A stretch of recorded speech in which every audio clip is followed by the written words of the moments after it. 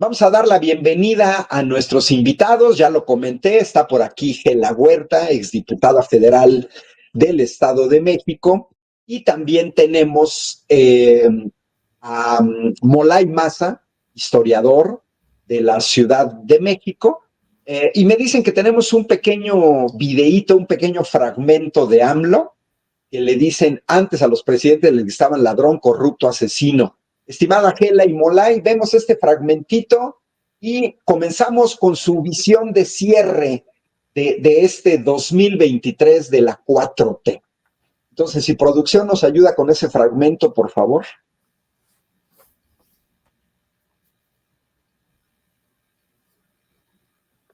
Y si no, pues creo que vámonos. Miren, Selene García, carros, autos caros y gastalones de gasolina. Pues sí, una Suburban, 3 kilómetros por litro.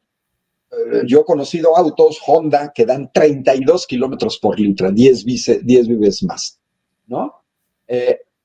Bueno, nada más para cerrar, Sara Morales dice, tú criticas a Milei, pero no vives en Argentina, donde una bola de sindicalistas y holgazanes le están quitando sus privilegios, cobrar para hundir a su país igual que en México. Miren, estas son de los bots. Yo le diría a Sara Morales, no vivo en Argentina, pero conozco perfectamente lo que hizo Milei en su campaña electoral, también su decreto, que ni es de urgencia ni es necesidad.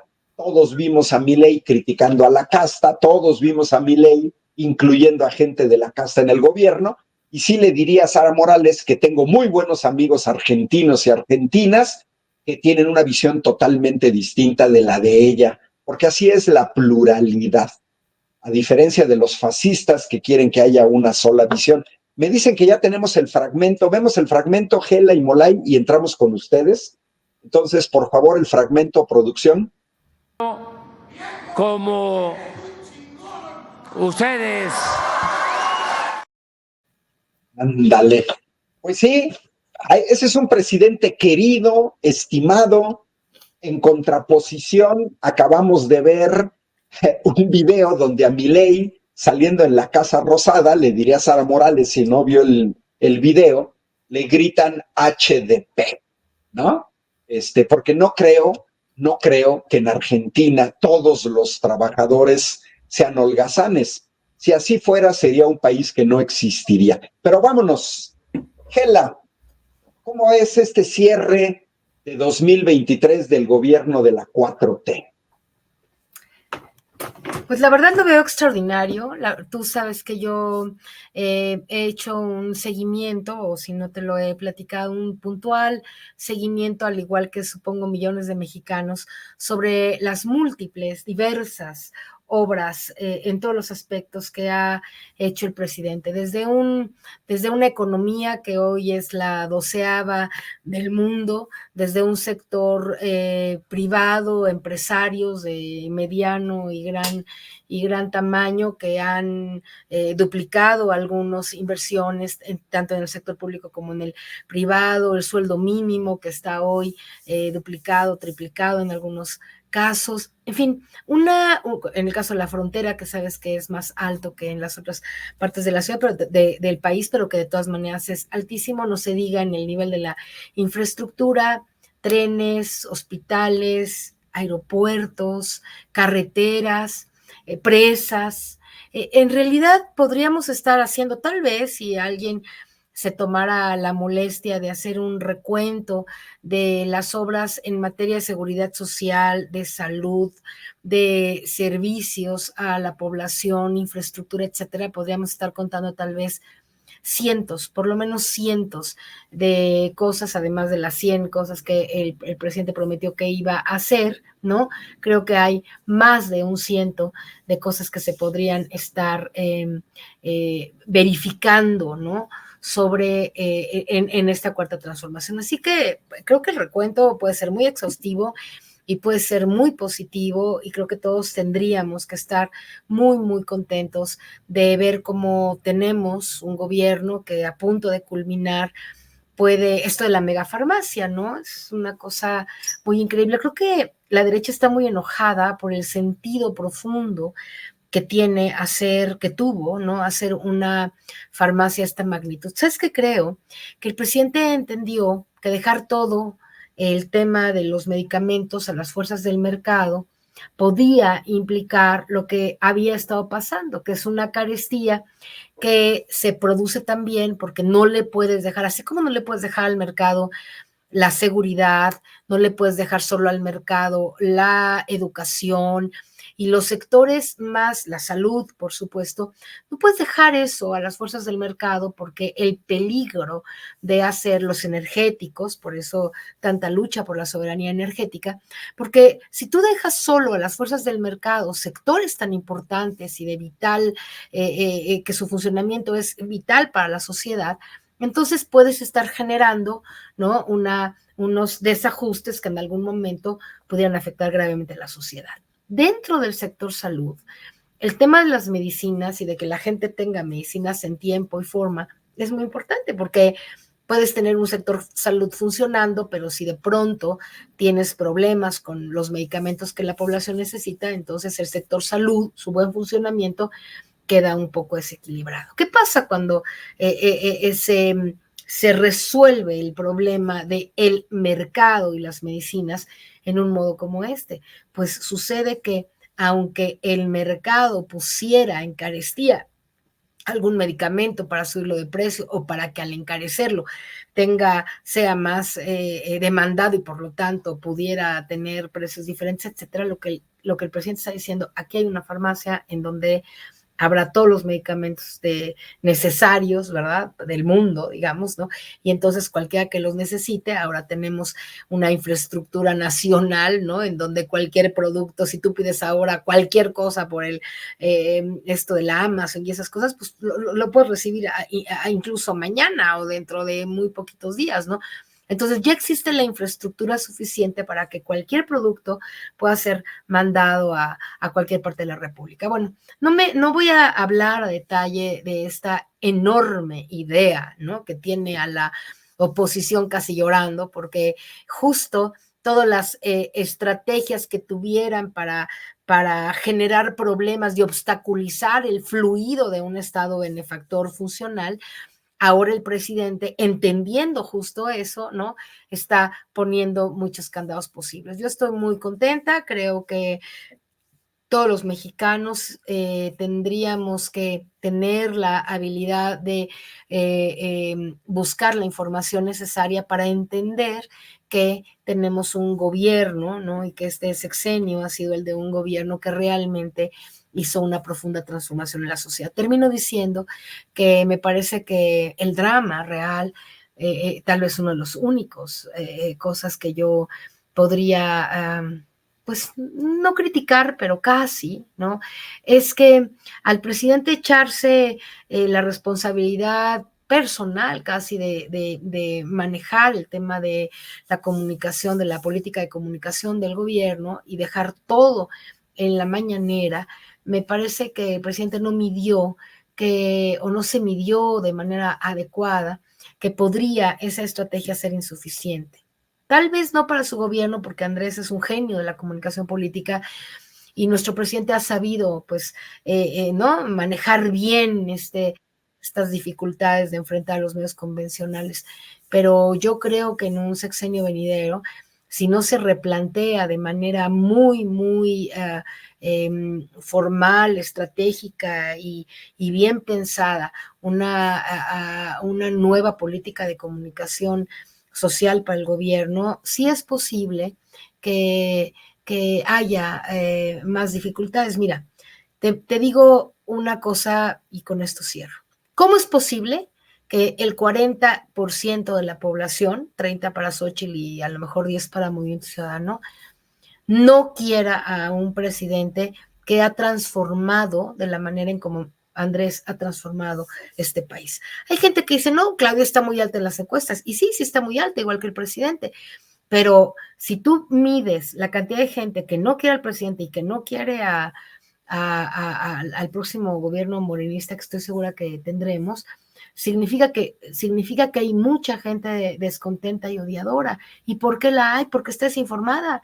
Si la gente entendiera, yo he oído gente que dice que va a votar por Xóchitl porque el dinero para los programas sociales no va a alcanzar. Gente que dice que el Tren Maya no funciona, no sirve. Gente que cree que la soberanía energética no es necesaria ni deseada. ¿Por qué hay gente así?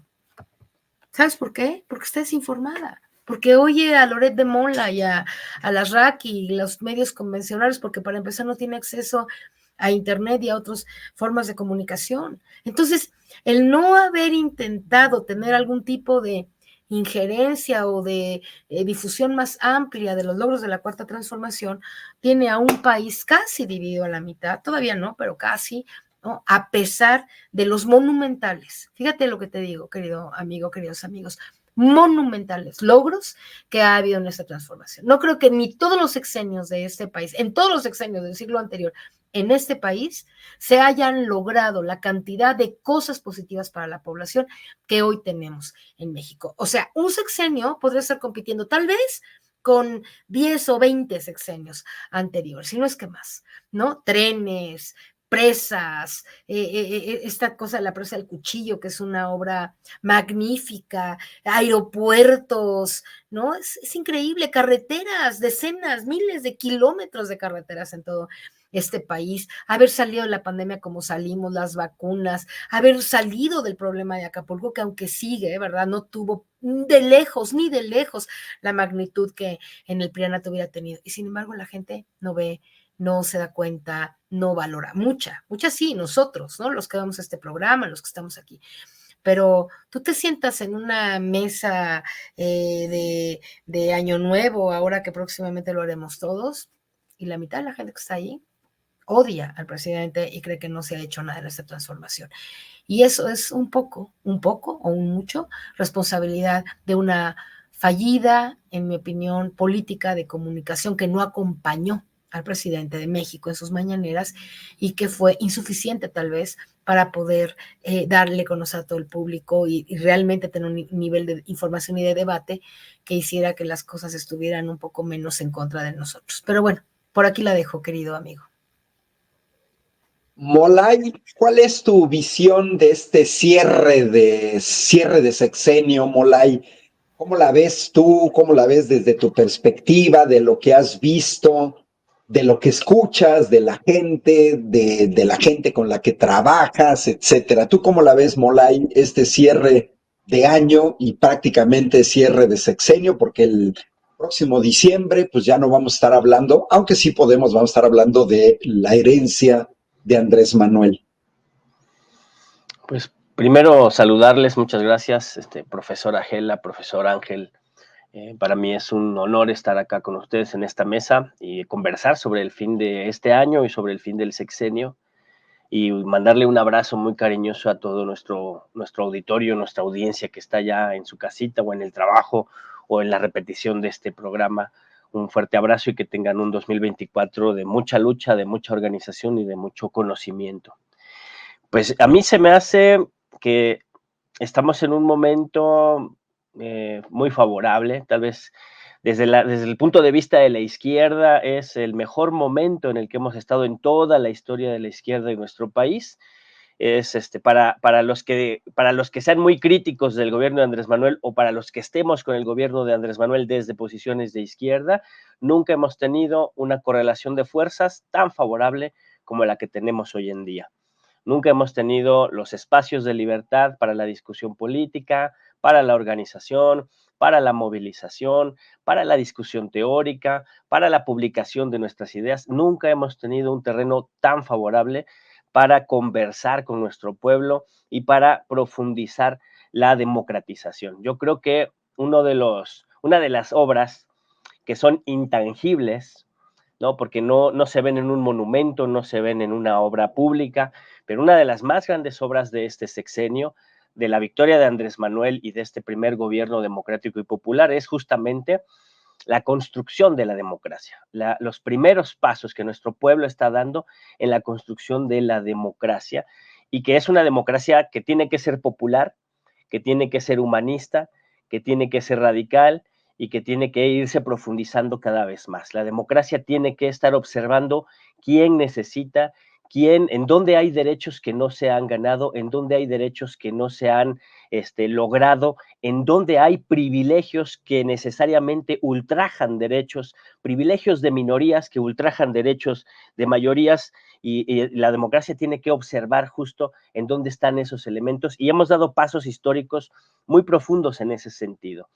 Y no puede haber una democracia sana sin una economía sana, por supuesto. Y hemos logrado que nuestro gobierno demuestre a todo el mundo, a las oligarquías de todo el mundo y a los think tanks de la reacción, a los filósofos y astrólogos de la derecha, les ha demostrado que la izquierda, que las organizaciones populares, que los movimientos emanados del pueblo, de las historias más profundas del dolor y de las necesidades de nuestro pueblo, pueden gobernar y pueden ponerle orden a la sociedad, pueden ponerle orden a la economía y pueden garantizar desarrollo. Este sexenio ha demostrado con números, con obra pública, con reorganización social, que sí puede gobernar el pueblo, se puede gobernar a sí mismo y puede generar proyectos alternativos a lo que dicen los reaccionarios que no tiene alternativa, ¿no? Hoy el sexenio de Andrés Manuel es una reserva política, moral, ideológica para, para la humanidad en todo el mundo, para discutir el proyecto de civilización que queremos hacia el futuro en todas partes del mundo. El gobierno de Andrés Manuel, la obra pública, la redistribución de la riqueza, que eso es fundamental, cobrarles impuestos a los ricos, sin subir los impuestos, que además eso es muy importante, sin subir los impuestos, hacer que los ricos, los más súper ricos, paguen los impuestos que no habían querido pagar porque sus cuates, sus empleados de las administraciones anteriores les perdonaban los impuestos, al pueblo trabajador le exprimían los impuestos, así como le exprimen la fuerza de trabajo, pero a los grandes ricachones les perdonaban las millonarias fortunas de impuestos. Cobrando esos impuestos, y todavía nos deben, cobrando esos impuestos se puede redistribuir la riqueza y se puede mejorar las condiciones de vida de las mayorías populares y sociales. Eso está en antagonismo absoluto con lo que está pasando en Argentina en este momento, y además ir por la transformación en la vía de la paz, resolver los antagonismos por la vía de la paz, por la vía de la argumentación, por la vía de la razón y por la vía de la democracia, va en un sentido contrario, absolutamente contrario, de lo que está haciendo el imperialismo norteamericano en todo el mundo, en Palestina, en Ucrania, lo que quieren hacer ahora con Yemen, lo que están haciendo en África las potencias europeas. Es decir, el proyecto que ha avanzado acá en nuestro país, estos primeros años de gobierno democrático y popular, es el antagonismo de la visión imperialista, militarista, belicista, del negocio negro del armamentismo y de la brutalidad de la Unión Europea, de Israel, de Estados Unidos y de las ultraderechas en todo el mundo. Acá en América Latina hay una reserva política antineoliberal, pero en México en este momento se está demostrando con hechos concretos que se puede avanzar de otra manera. Y eso todavía sin tocar las estructuras del modo de producción, es decir, en los marcos todavía de la democracia burguesa y en los marcos todavía del capitalismo, se puede gobernar, se puede ordenar la sociedad para subir, para mejorar las condiciones de vida de las mayorías y para que las minorías opulentas empiecen a entender que el mundo como ellos lo entienden, que la civilización como ellos la empujan, no va más, no avanza más. Entre otras cosas, este año fue el año más caluroso desde que se mide la temperatura del planeta. Si no se le pone un freno de emergencia a este capitalismo voraz, no hay futuro para la humanidad. Y aquí se está demostrando que se puede poner el freno de emergencia y que todavía hay mucho por caminar. Hay una gran esperanza y en México estamos avanzando muy bien. Creo que todavía hay cosas pendientes. Falta desarrollar la revolución de las conciencias, es decir, la democracia tampoco funciona si no hay un pueblo involucrado, consciente, participativo, crítico, con una mentalidad libre, capacidad de criticar la realidad y de transformarla de manera organizada y de manera pacífica. Pero eso se construye, eso se debe construir, todos debemos abocarnos a construirlo en el barrio, en la casa, en el trabajo, en la calle, con los amigos, con la familia, para que nuestro país no dé pasos atrás, pese lo que pese, pase lo que pase, que nuestro pueblo no dé pasos atrás, sino que avancemos en la profundización de esta gran transformación. Mola y Gela, bueno, Gela tocó el tema un poco de la cuestión de los medicamentos, hoy la inauguración de la megafarmacia. Yo lo que veo en México, en Argentina, puede ser igual en Estados Unidos, todos aquellos que están a favor de la privatización del sector público de salud, se ven a sí mismos siempre sanos.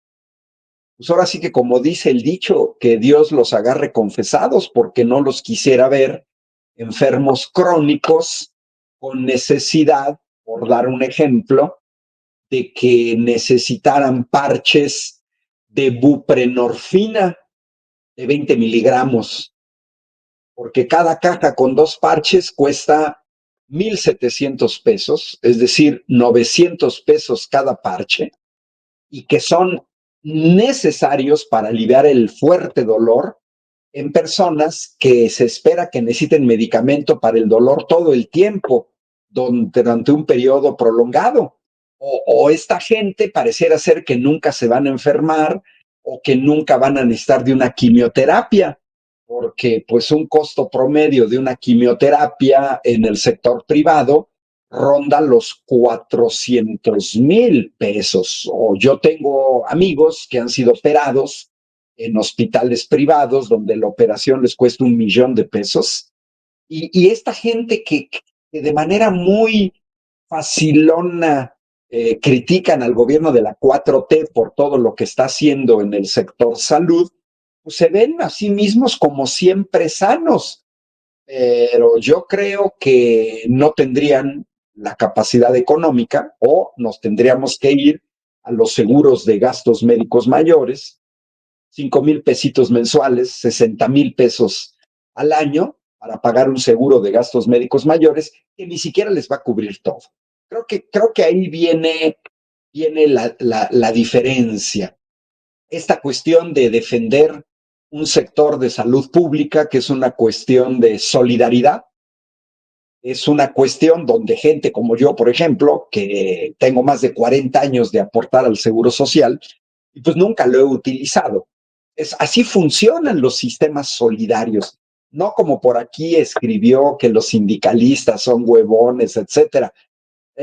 Porque a veces lo vemos así. Miren, yo he escuchado, y Gel ahorita decía que a veces en reuniones uno escucha gente que está en contra de la 4T, pues yo agregaría que yo estoy en chats en donde hay gente que critica al gobierno de la 4T, pero sin ningún fundamento.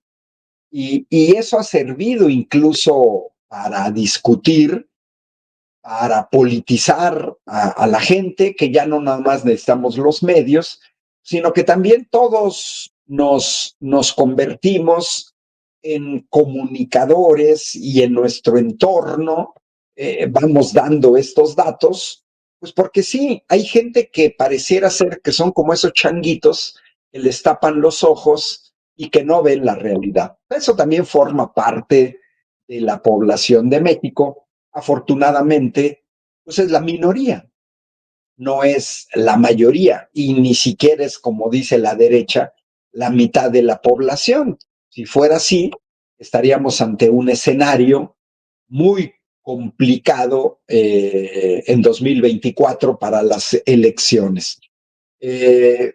Como dice aquí Victoria RB, dice, yo no sé qué critican tanto, dice, tiene una hermana que vive en Suiza, en donde todos tienen acceso al bienestar social, salud pública, pensiones. Efectivamente, Victoria RB, que nos sigue en YouTube, yo trabajé 10 años en Italia y toqué con mano lo que es un sistema de salud pública universal, gratuito, extendido a toda la población, al que todo el mundo tiene derecho simplemente por ser ciudadano, y donde incluso los médicos ni siquiera se sueñan de poner un consultorio privado. Es una mentalidad distinta. Pero bueno, nos quedan 12 minutos, 2 intervenciones más. Gela, el 2023, ¿cómo ves el 2024? ¿Qué nos tenemos que esperar? Y luego, Molay, igual tú, Molay y Gela, ¿qué nos podemos esperar para el 2024? Tenemos 6 minutos para cada quien.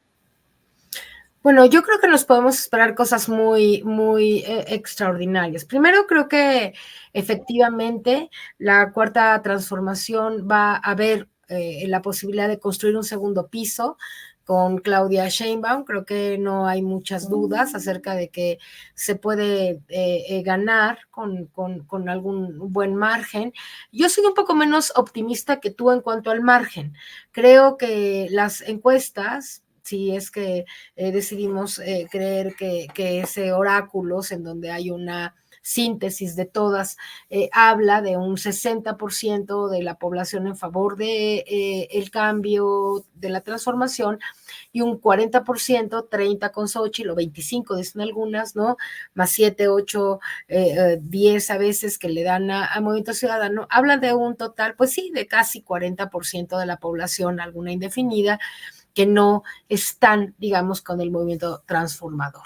Eso a mí me parece que puede ser visto desde dos perspectivas, con mucho optimismo, como que tenemos más de 20%, 10, 20% de diferencia, 20% de diferencia, o con un poco de pesimismo, como en mi caso, respecto al asunto de que con tantas cosas buenas y con tanta transformación, pues parece increíble que haya un 40% de la población o 30 y tantos por ciento de la población que no esté dándose cuenta de ello, ¿no? Bueno, ese es el punto que quería solamente aclarar y que tiene que ver con lo que decía nuestro querido compañero sobre el asunto de la construcción democrática. Creo que hubo demasiada confianza en esta sabiduría popular y por lo tanto se descuidó el tema de darle mucha información, aparte de la mañanera, que siempre la mañanera es como la gran fuente, ¿no?, de información de México, y darle información por vías más accesibles,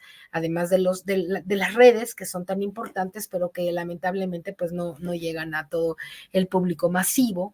Y entonces, pues la gente se quedó sin información y dice una cantidad de mentiras, ¿no? Y cree una cantidad de fake news que realmente es impresionante. Y yo creo que eso no es abonar a la construcción democrática de un país. Creo que lo primero que tenemos que pensar es que es inminente que la gente esté profunda y verdadera y socialmente accesible la información para que la gente sepa en qué país realmente vivimos, porque a veces hablas con alguien y no, como que dices, pues, ¿de dónde, qué hablas? ¿En qué país vives, no?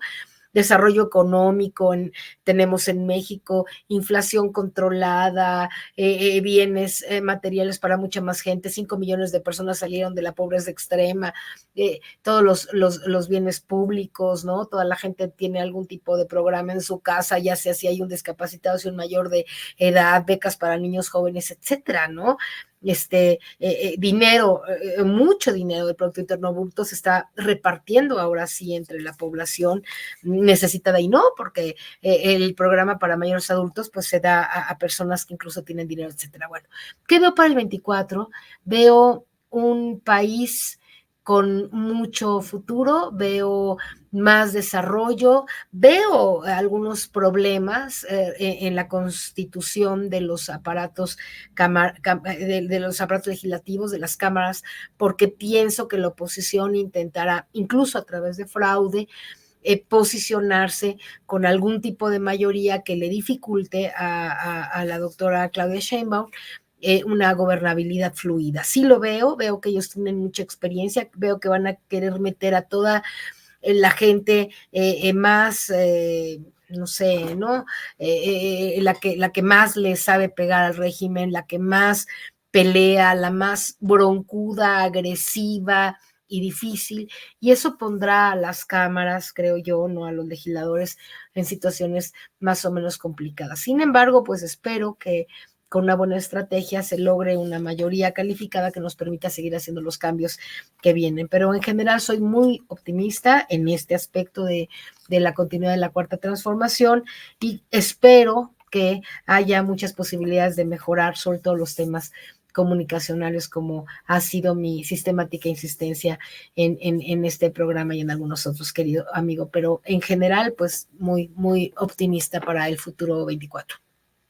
Estimado Molay, ¿cómo la ves tú para el 24? Vamos a un escenario violento, un escenario donde la oposición, ante su falta de oferta, va a querer descarrilar el proceso electoral. ¿Ves la consolidación de la 4T? ¿Qué es lo que ves tú, Molay? Sí, sí, sin duda la pandilla golpista, que nunca alcanzó a ser oposición democrática, y que milita en los medios de comunicación corporativos, en las empresas manipuladoras de la desinformación, van a intentar generar un relato que deslegitime el gobierno que se ve inminente de la profundización de la cuarta transformación. La doctora Claudia Sheinbaum no tiene rival. En este momento no tiene rival. Dudo mucho que surja alguna figura capaz de aglutinar esperanzas de sectores del pueblo descontentas, con posibilidades de ganar electoralmente a la doctora Claudia Sheinbaum. No creo que pase. La actual candidata gelatinosa de la reacción definitivamente no da, nunca arrancó, nunca tuvo posibilidades. Fue una imposición torpe de los sectores más atrasados de la derecha y lo van a pagar muy caro, pero justo por eso ellos van a buscar construir un relato que deslegitime la victoria de la izquierda. Van a intentar golpear desde el Poder Judicial, van a intentar boicotear el plan C, ¿no? ¿Cómo se boicotea el plan C? Pues desgraciadamente infiltrando reaccionarios a las filas del progresismo. Lo saben muy bien, lo han hecho en otros países y lo están haciendo ahora.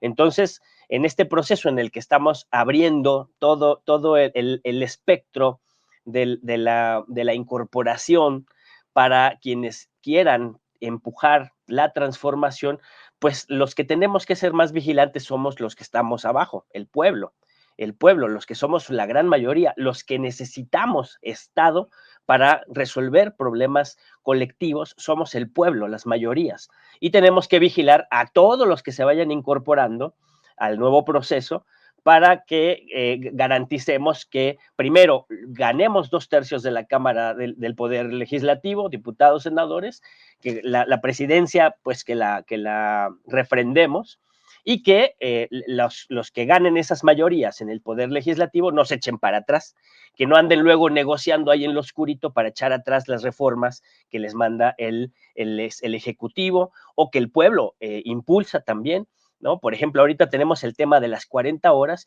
y la bancada de Morena, pues como que le temblaron las piernitas para empujar las 40 horas. Pero los que tenemos que insistir somos los trabajadores, el movimiento obrero, el movimiento magisterial, el movimiento campesino, el movimiento estudiantil. Somos los que tenemos que organizarnos para empujar esas reformas y consolidar el plan C, ¿no? Porque un buen sector de lo que ahora es la oposición, pues se va a estar ahí tratando de entremezclar, porque estamos en un proceso de transformación gradual. Estamos en un proceso de transformación en el que en las reglas del viejo régimen y en las estructuras del viejo Estado estamos incorporando los procesos democratizadores.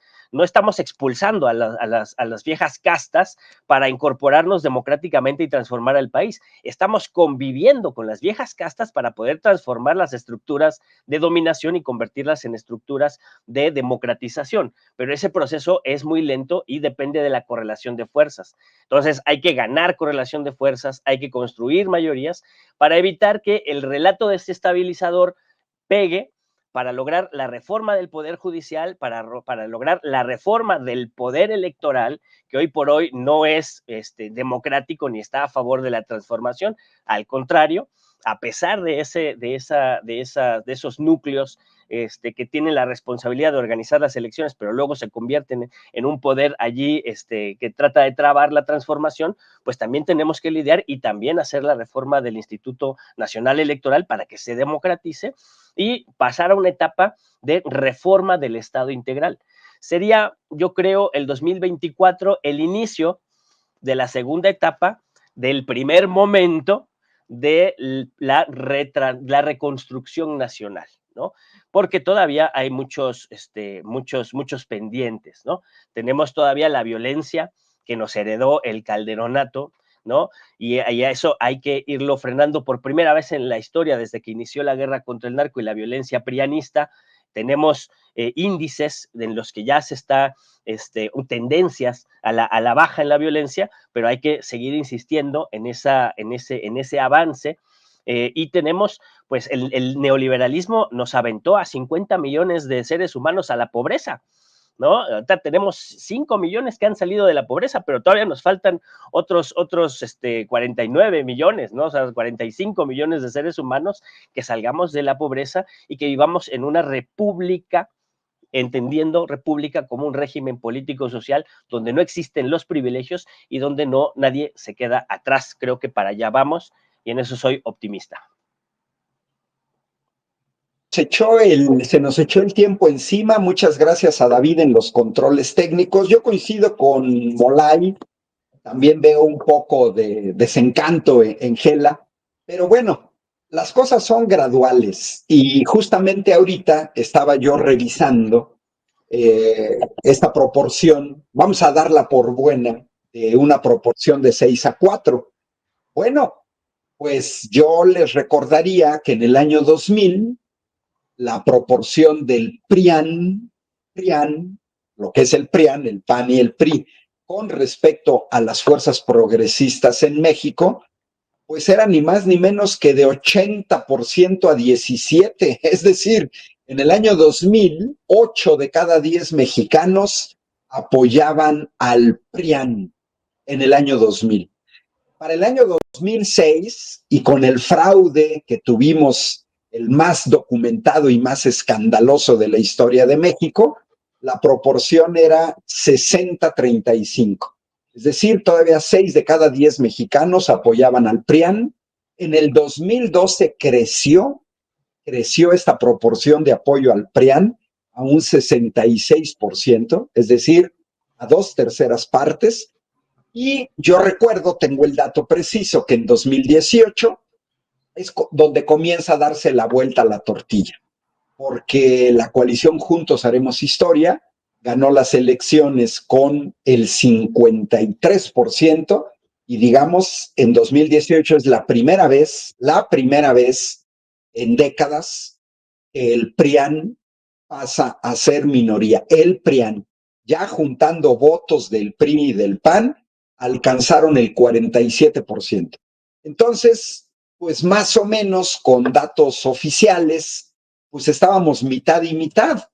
Sin embargo, si hoy damos por bueno el 60-40, pues tendríamos que observar que la gente del lado de la coalición Juntos Haremos Historia subió del 53 al 60%, y que la proporción de los que apoyan al PRIAN bajaron del 47 al 40% en este sexenio. Bueno, con esta tendencia, pues yo recuerdo que antes de 2018, Morena no gobernaba ningún estado, no tenía ninguna gubernatura. Hoy en día Morena gobierna 22 estados, y si agregamos a un partido aliado en este momento temporal, estaríamos hablando de 23 estados de la República. Bueno, los invitamos a que sigan ahorita de 3-4. Estará lo mejor de Resentidos. A las 4 de la tarde entra nuestro buen amigo Jairo Calixto. A las 9 de la noche va a haber una retransmisión del programa de la mañana con Vicente. Para el lunes vamos a tener todo el día programación de entrevistas que realizó Vicente Serrano durante el 2023, además de que se van a transmitir los mejores videos de todo el 2023. Entre ellos va a estar uno mío, donde me pitorreo de Sandra Cuevas, donde afirmé que tenía mucho show y poca consistencia. Pues muchas gracias a todos los que siguieron esta transmisión en vivo en alguno de los canales de YouTube, Sin Censura TV, Sin Censura Presenta, Sin Censura Media, y también muchas gracias a los que siguieron Sin Censura TV en Facebook. Un abrazo de Año Nuevo y de Navidad a mi estimada Gela Huerta al Estado de México y a Molay Maza a la Ciudad de México. Nos veremos aquí el próximo 2024, donde va a ser muy importante, por lo que ha venido señalando Gela en varios programas, esta batalla de narrativas, esta batalla de comunicación, donde esperemos que surjan y se consolidan nuevos medios alternativos como televisión abierta, y que haya un enorme esfuerzo de comunicación, efectivamente, pues para toda la gente que nada más ve Televisa, que nada más ve Televisión Azteca, que nada más escucha el radio. Pues feliz año, estimada Gela, feliz año, Molay, un abrazote, nos despedimos y dejamos el espacio para Resentidos. Hasta la próxima.